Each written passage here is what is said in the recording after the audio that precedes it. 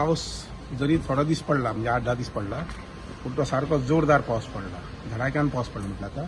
आणि त्यामुळे आमचे जवळ अंजने सोडले जर जाले बाकी सगळे डॅमांनी वर्ष पद्दतीप्रमाणे म्हणजे पोरू पयले वर्सा ताजे पयले वर्सा जशी उदक भरिल्लें तशें उदक भरिल्लें आसा. फॉर एक्झाम्पल सालावली जे आसा पळय न्ही थंय 64% उदक आज जाल्लें आसा, म्हणजे हार्डली परत आनी 36% उरलां. तशें पंचवाडी डॅम जे आसा पळय न्ही तोय तसोच भरिल्लो आसा. पंचवाडी डॅम आसा तो जवळ जवळ 64% भरिल्लो आसा.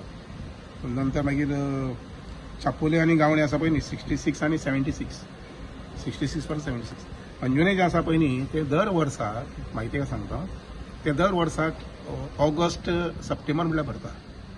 पोरूं तशेंच आशिल्लें, ताजे पयलीं तशें आशिल्लें. सुरवातीक मातशें पावसाचें कमी आसता कारण ताजी कॅचमेंट एरिया जी आसा पळय न्ही म्हणजे उदक पडपाची एरिया जी पावस पडपाची एरिया ती कमी आसा आनी त्यामुळे आनी ताका व्हडली तशी न्हंय ना, कनेक्टींग न्हंय ना, ल्हानशे दोन व्हाळ आसात आनी त्यामुळे तो डॅम जो आसा पळय न्ही अंजना डॅम हो नेहमीच ऑगस्ट सप्टेंबराक भरता. आता कितले आता तेजे सादारणशें आसा पळय न्ही 18.3 आसा, 18.72. हय.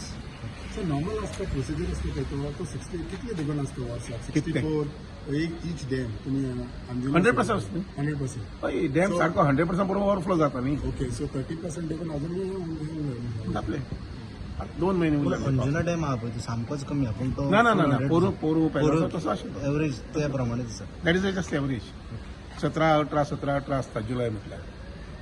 मायनिंग पिठात सर उदक भरिल्लें आसा सारकें ते जाय तेन्ना वापरपाक जाता. ते खूब आसा हॅवी.